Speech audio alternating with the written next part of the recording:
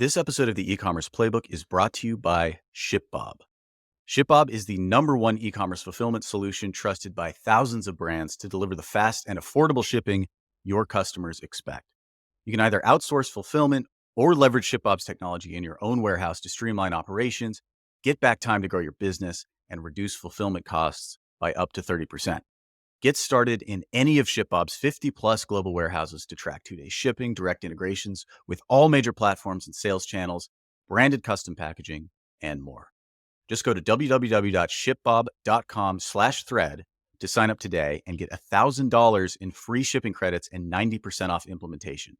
That's www.shipbob.com/thread.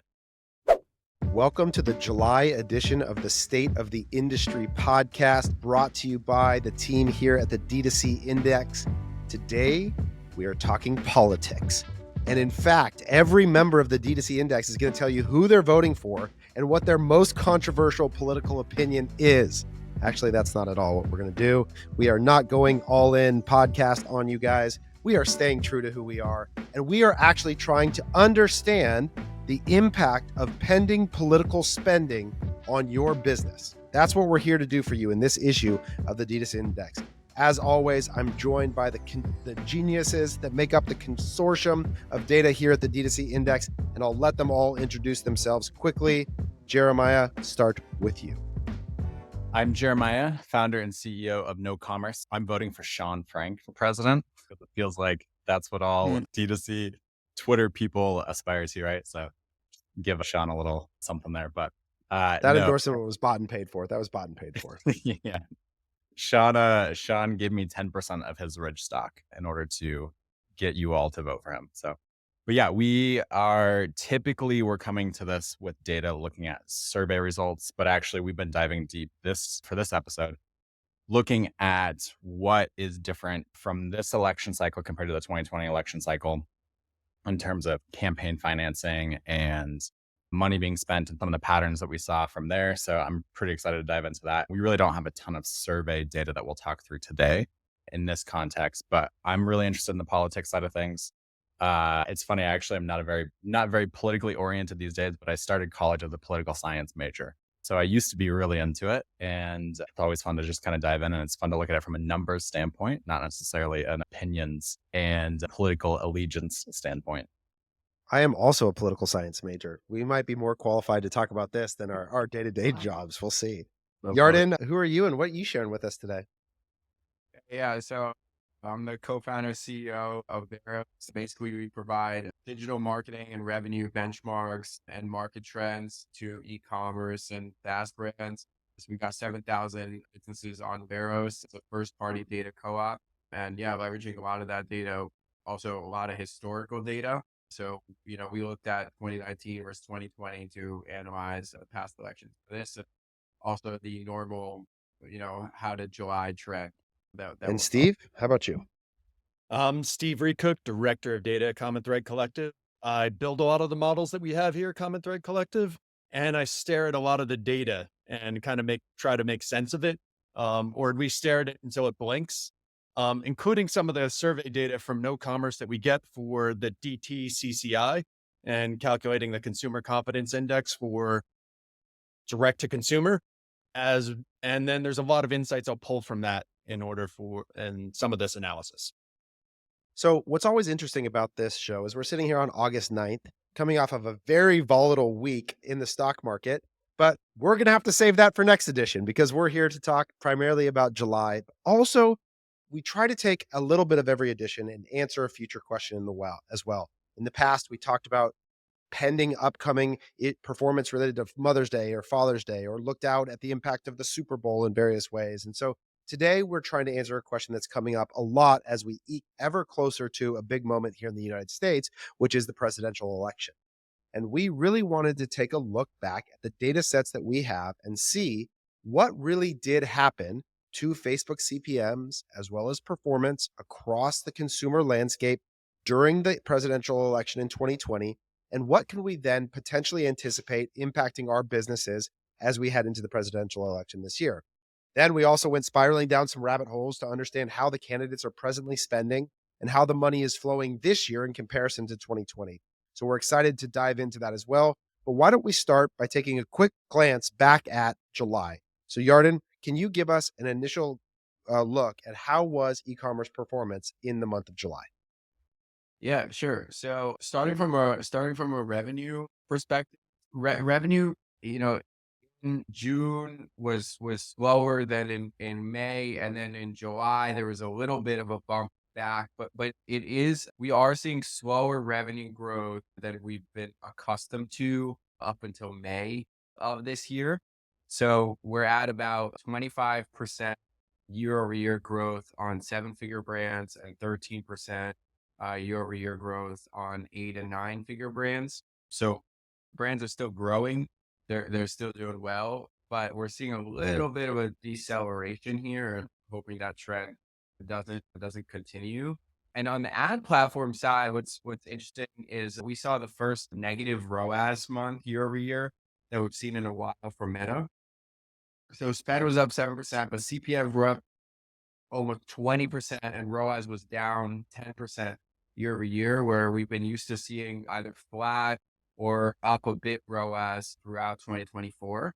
So something definitely to look out for. And interestingly, inversely, Google search has been up from a ROAS perspective in July, and CPMs are down, which is also inverse from what we're used to seeing.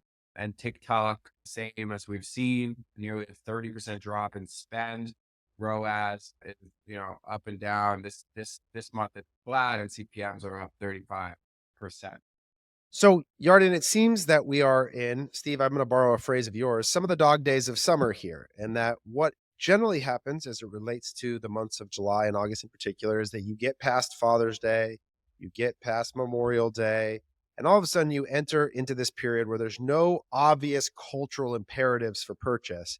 And so e-commerce tends to hit a bit of a lull now in the same way that it does maybe in September and October for our industry as well. And so, but it seems that that is even potentially more evident than it has been in other months when you compare it to previous years. Is that fair to say, Yarden? Yeah, exactly. So yeah, there's the summer lull, but compared to last summer's lull, it's like the businesses are still growing, but it is a softer month or two than we're used to seeing, both from a revenue perspective and ad spend. Steve, what are you seeing in terms of what are we seeing in consumer sentiment from July, as well as maybe some of the new customer, returning customer revenue? What is on your radar for the performance from July? Yeah, I did see that drop off in performance, particularly following the week of Prime. So we saw that consumer confidence index, or DTCCI, drop off to around an 85 the week right after Prime. And I think there was a little bit of burnout that consumers had. Like, we hit them with a bunch of different sales back to back to back. We're looking at Memorial Day, Father's Day, 4th of July, and Prime days, like four major kind of semi-major holidays in D2C in the matter of like 5 weeks. So I could certainly see the burnout there. And maybe it was a little bit preemptive in terms of the economic turn down too. We were looking at that consumer confidence kind of drop off a little bit before we saw the stock market drop. So we certainly saw that, and we've seen some recovery in that end. With respect to Yarden's data, it's interesting to see that like new customer revenue has struggled both for 7-figure and 8-figure more than returning customers. It looks like it's been harder for those customers to get acquired in his data. And when you see the Meta performance taking a little bit of a hit, that seems to make sense, right? So a lot of that new customer acquisition being driven out of that channel, as I think also I saw, Yarden, that Meta spend was up and Google spend was down again. That's a number of consecutive months in a row. So the share of wallet grows. Yeah. If that channel experiences efficiency decline, you're going to have some challenge on the new customer acquisition front in particular. So a bunch of signs in there. I want to stay a little bit on Prime Day because this is a growing cultural moment that it seems that Amazon is trying to stick right into the periods where they don't have natural peaks themselves, right? So if you think about Prime Days, usually in July and October, no major cultural moments that they're benefiting from. And they reported a massive gain in demand this year for Prime Day. I think the most recent figures, and I think we should fact check this for the edition, was up 20% or so year over year in total Prime Day volume for the month of July. So that sucks up a lot of consumer demand into a space that doesn't normally exist. It's a little bit of a black hole that I think websites in particular struggle from. Jeremiah, is there anything that you guys saw on the survey front or across your portfolio that was related to Prime Day? Yeah, we did a little bit of digging there, and we didn't see anything interesting on that front. The one thing I wanted to say too, going back to the DTCCI, the Direct to Consumer Confidence Index, one thing that's really unique about the way that we're looking at that is the basically sales have a pretty significant impact on those numbers. So big sales moments. So Prime Day, I think when we look at that, we know that brands are advertising Prime Day sales on their sites as well. So if they've got a Prime Day sale on Amazon, they also likely have a sale on their sites. It's probably not true for everybody, but for a lot of brands, they're doing that. And they're running ads to their site. And so I think when, Steve, we see those good numbers around Prime Day, and then we see that drop off, I think in part it's because of the fact that the return on ad spend is essentially higher in those moments. And then we see that also for, basically the entire Q4 holiday season. So that's the only thing I just kind of wanted to highlight there. And I think that all makes sense, and likely we'll probably continue to see lower score over the next couple of months on our version of the consumer confidence index, in part because of that. If you run an e-commerce business, you have a lot on your plate. So why spend your time picking and packing orders? ShipBob is the #1 global fulfillment platform trusted by thousands of leading e-commerce brands to streamline operations, get back time to grow your business, and reduce fulfillment costs by up to 30%. Get started in any of ShipBob's 50-plus global warehouses to unlock 2-day shipping, direct integrations with all major platforms and sales channels, branded custom packaging, and more. Just go to www.shipbob.com/thread or click the link in the description below to sign up today and get $1,000 in free shipping credits and 90% off implementation. Yeah, that's great. I agree. Those moments where the cultural behavior drives people to shop tend to actually be reflected in sentiment as well. So I think we could be in for some lower numbers as we go forward. But the reason we wanted to use this month is because there's not a lot of really exciting, interesting, or big imperatives in the performance data. So we thought to ourselves, what could we do to bring a really insightful look at something that may make a really big difference as we go forward? And that is election advertising. I promise many of you have heard the trope that there's about to be a bunch of money spent during the election year. CPMs are going to go through the roof. It's going to affect your ad dollars. And we wanted to find out just how true that was.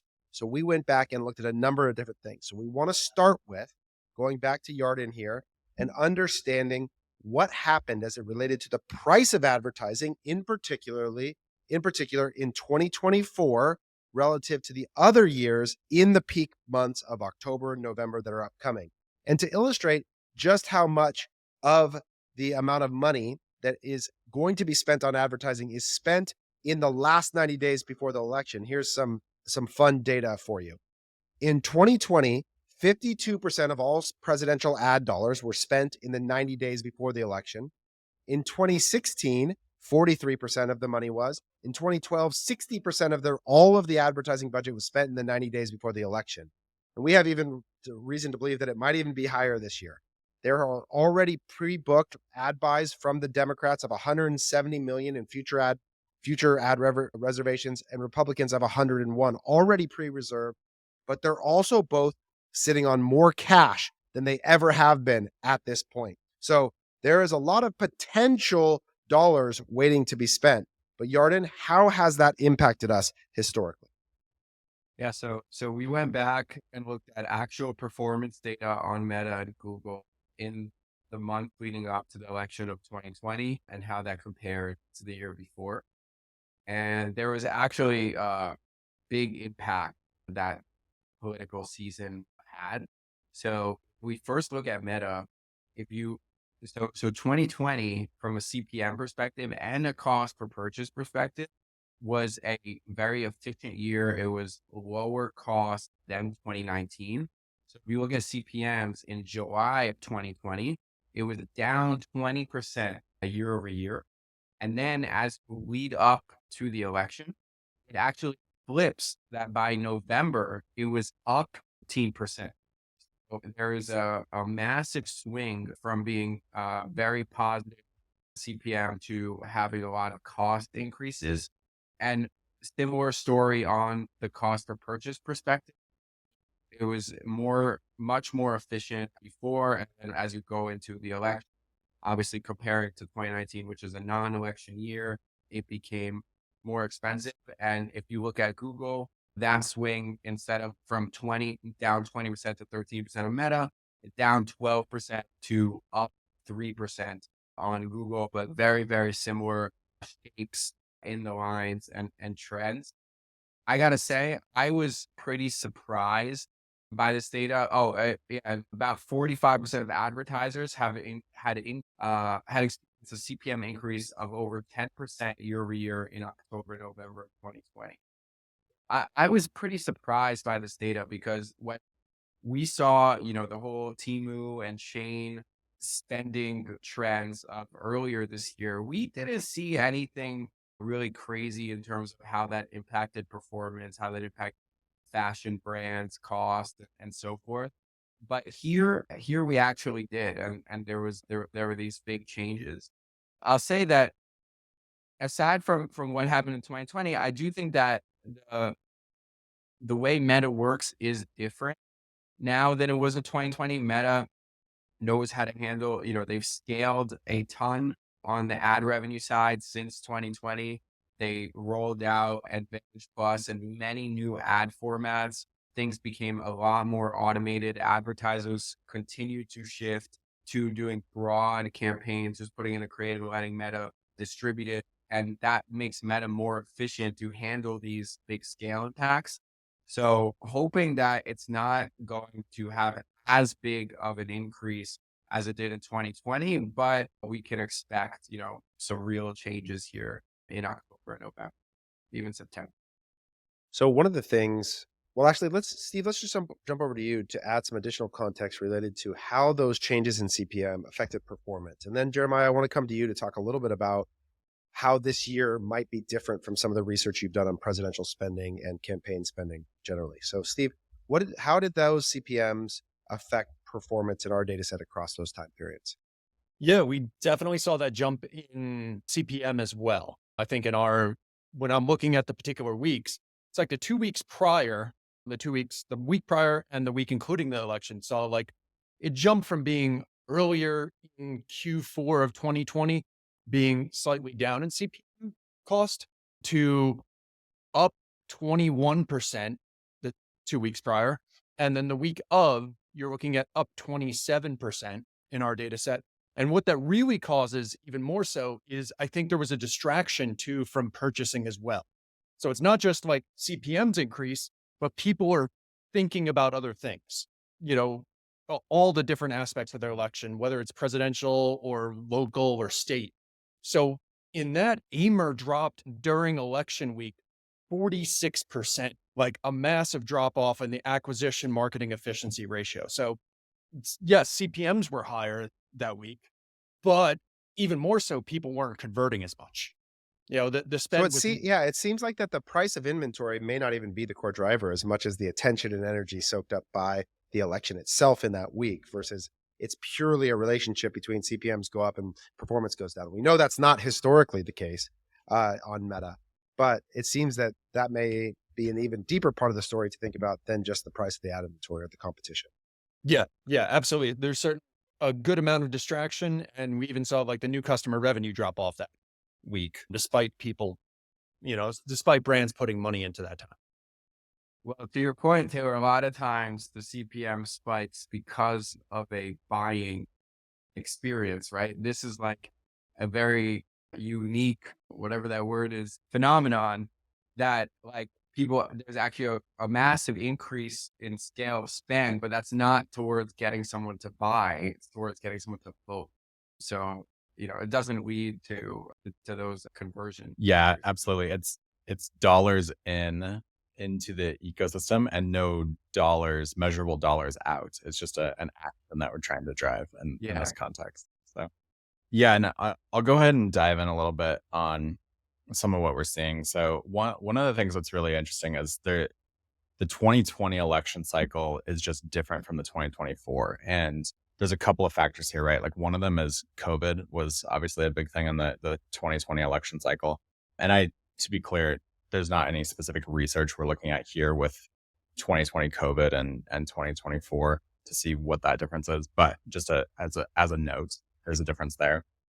And then the other thing that is different is that the 2020 election, we had a primary on the Democratic side that was pretty massive. And so you had like Bloomberg, I believe that this is off the top of my head. So I believe it was something like $1 billion that his campaign had. It was a massive amount of money. In total, though, on the presidential side, there was between $1 and $2 billion spent in just the primary process for the Democrats. So that's obviously a massive difference from what's happening this year.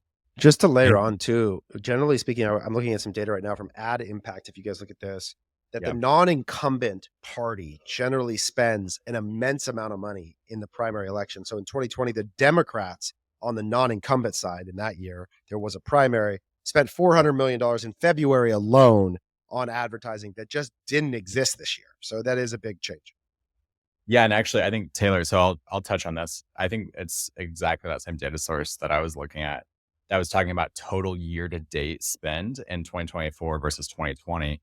2024 was 1.4 billion by the time that this was written, which I believe was in June.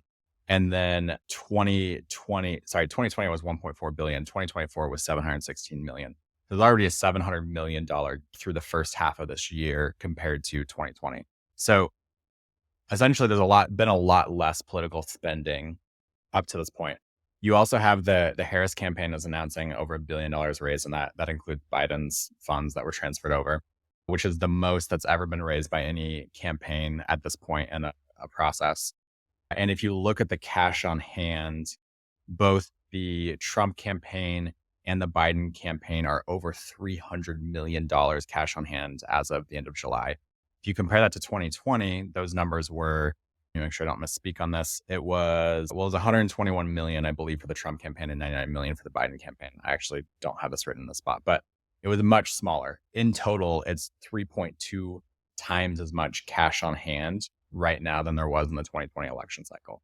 So that's all really interesting. And then, did you have something that? Well, I was just going to say, yeah, that's super interesting to think about the allocation of that capital waiting to be done, right? And so it's a great point. I want to talk about a little bit about where they're spending. If you're going to jump into that, if not, so finish what you were saying. Sorry, Joe. Yeah, the only other thing I was going to talk about in terms of like the pacing of spend, the other really important note when it comes to spending is if you look back at 2020, the ad spend starts accelerating in September. So we're actually going to see the acceleration of this happen in about a month.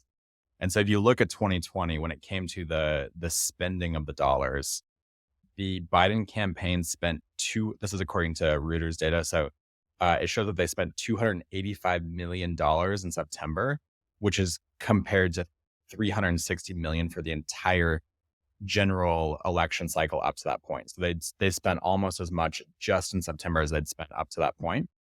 And then the Trump campaign spent $139 million in September 2020 compared to $384 million up to that point. So massive increases in spending starting in September. And then obviously that carries through to the election. So really all of September, all of October, and into the beginning of November, we're going to see massive amounts of increase in spending compared to what we have seen up to this point. Yeah. So there's definitely a lot about to happen. Now, if we think about one of the things we tried to go after was like, okay, who might be most affected by this giant spending? And so we started to look at how do both Democrats and Republicans spend their money differently, and where is that money being spent? Because you could begin to think about the overlap between the target demographic of these advertisers and your individual business as potentially being places that might be more or less affected relative to the competition for somebody's newsfeed. So some fun data here. The Republican Party is just not spending on Meta. In fact, since July 22nd, spending on Meta and Google in total, the Democrats have spent $42.3 million. This is in the last basically 3 weeks. And the Republicans have only spent $5.3. So for some reason, whatever it is, their motivation now on television, the Republicans are outspending the Democrats. So there tends this, I don't know if this speaks to demographics or exactly, I can't say what the strategy is exactly, but digital spending out of the Democratic Party. And then there's also specific ad formats. So as an example, the Democrats spent over $15 million on national advertising during the Olympics. Republicans spent zero. So one of them opted out of that event in entirety. The other went very much for a very broad national event. And then the third thing is obviously geography. We know that given the Electoral College map, there are areas of immense focus with these advertising dollars. So right now, the number one spending state on television through 8/12 is, number one, not surprising, is Pennsylvania. Twice as much spending in Pennsylvania by both the Democrats and the Republicans versus any other state. That's at $20 million each. Michigan comes in second for the Democrats. Georgia coming in second for the Republicans, whereas the Democrats seemingly opting out a little bit more in Georgia. Wisconsin is fourth. Arizona is fifth. And everything else after that is half of the lowest one. So many of the ad dollars are getting concentrated into those 5 states. Pennsylvania, Wisconsin, Arizona, Georgia, and Ohio is the next one as well. So part of this is, do you have an overlap? Michigan, I'm sorry, not Ohio, Michigan, are concentrated in those spaces. So as you think about who is your customer, are they Democratic leaning? Are they conservative leaning? Are they concentrated in areas of swing states? Those are really going to define your areas. But if you have coastal elite customers, the likelihood is that you have very little competition in your ad feed for those spaces because those states are so predefined on the Electoral College. Yeah, the other thing too, Taylor, you were talking about the Olympics. I saw a bunch of those ads from the Democratic Party, and a lot of it's focused around fundraising. And I think that's another thing too. Like, we're still in the fundraising part of the campaign spending cycle for a lot of these.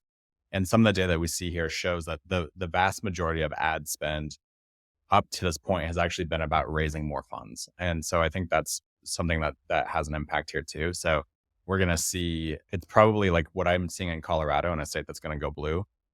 It always does. It's going to be very different than what somebody sees in Pennsylvania, I'm sure. And so there's that also is, I think, an interesting dynamic here where there's so much money being spent to raise more money.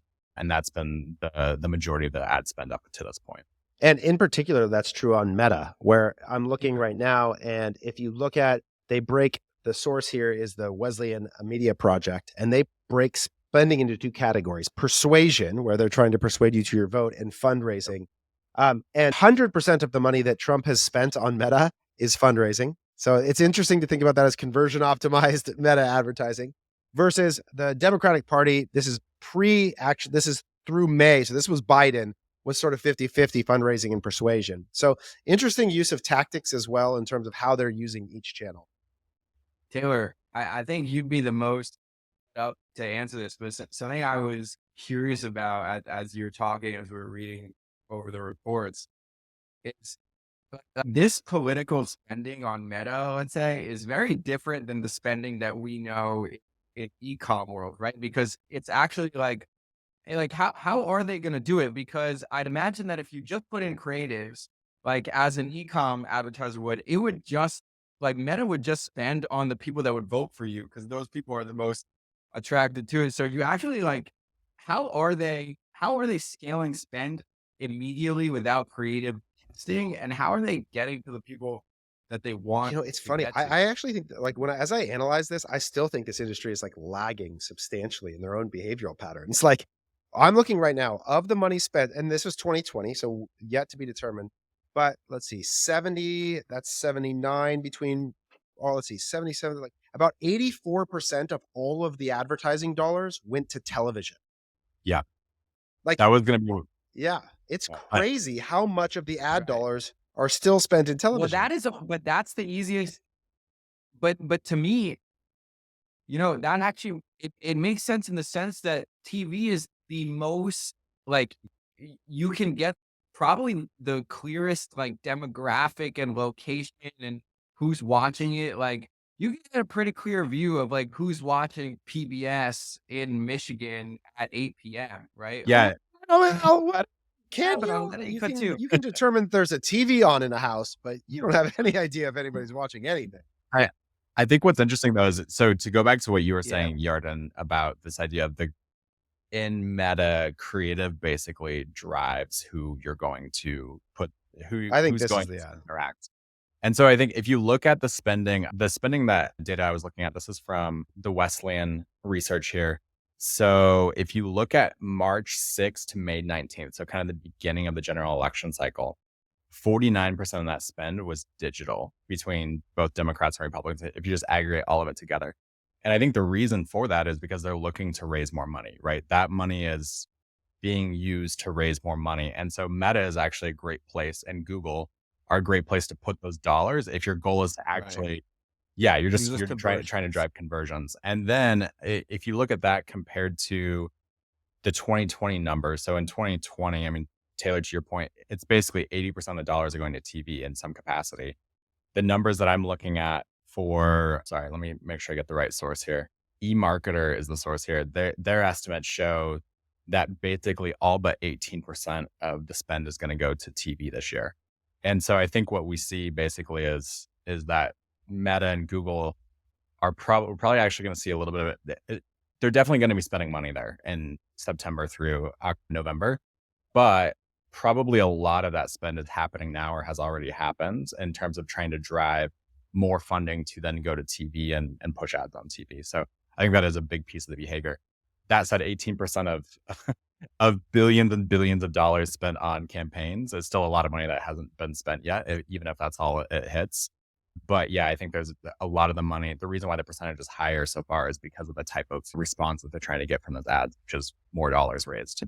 I do think, though, that this is where potentially this problem is slightly overstated for our industry, is that we look at these total ad dollars, but if you start taking 80% of it and you put them over on TV, and then you take the remaining 20 and you cut them up between Meta, Google, whatever other digital channels, I'm guessing they're buying a lot on GDN or whatever it might be, and then you break it into the concentration in key swing states. Like, I think the overall consumer overlap ends up way more watered down than the big numbers may make the advertising pile seem. And that's why I think some of these performance things are less related to the flow of dollars and CPM and price as it is to where is the attention of people in these various moments as we go. Yeah. It's interesting in that they're not as concerned with digital conversion. If you're not doing a fundraising campaign specifically, then the digital conversion doesn't matter to as much as it does to our listeners. So it's an interesting thing that TV winds up being a lot stronger area of spend for them because they don't care about digital conversion in general. There's also like the data on advertising as a mechanism for affecting voter turnout's not actually very good in any media I've seen. Like there was a lot of this was put to the test. I don't know if you guys have read about what's the dude's name from the crypto scam company? What, my curly haired goofy guy? Sam Bankman. Sam Bankman-Fried. So like during the 2020 election, he would go into these very local elections where he had this like political agenda related to climate change and these other things. And he would massively overfund one campaign, like to the tune of like 100x the advertising value of the other people. And he was basically able to affect almost no elections with any of the influx of additional capital. So I think there's also just like the data on how do you make an ad increase voter persuasion and turnout both are like, it's hard at best and unclear in many cases. It's also, I think, just like probably old school running it, big agencies, they're doing what they did past elections. Because TV, why can't you just do, a lot of connected TV then and like get a lot more data? Well, and be a lot more targeted. Like it feels like they're not moving with the share of wallet. I do think that is one shift that is expected for this cycle, is that connected TV spend is expected to basically double, it looks like, from 2020. So that is one aspect. Yeah. Okay. But I would have guessed that connected TV spend like quadrupled or more. Well, yeah, it's funny. Like if you think about, a lot of this ends up in your world, Jeremiah, which is that the problem with all the ad dollars spent in September is they're talking about an action in November. So now the proxy for what is working is an attempt at surveying the people in those regions that may or may not have seen the ad with a qualitative response to the thing. And so it just becomes a measurement challenge too, to determine the efficacy as you're spending. Like the ultimate measurement is an action months away. And so it is really hard. If you think about how hard it is to determine and attribute a direct purchase that happens within, a few hours of action, sometimes like try actually attributing ad success to a vote 3 months from now. It's like really hard. Yeah. And the other challenge with that, so, I mean, probably what's happening in a lot of cases is they're doing some sort of awareness survey, right? They're basically trying to measure, like, are we increasing awareness of our candidate or specific issues or whatever that is in the places where we're spending ads. But to your point, it's a single action that happens at a future date. So you don't know if people are actually going to take that action, even if you are increasing awareness. So really the only thing you have to measure towards is some form of intent, but that measurement of intent doesn't mean the intent's going to happen. And once that action happens, nobody cares anymore to even participate in that sort of research and study. So I think it becomes a huge challenge for sure. Because you could create influence today that gets derailed by something that happens in the future. And so then that gets lost in some way as well. So it's absolutely. a challenge. I mean, in a little bit of a microcosm, I think like the, Biden dropping out and Harris running instead is a good example of that, right? So I think that's part of the reason why you see her raising so much money in the last few months and spending so many dollars on basically being like, hey, I'm running, give me money.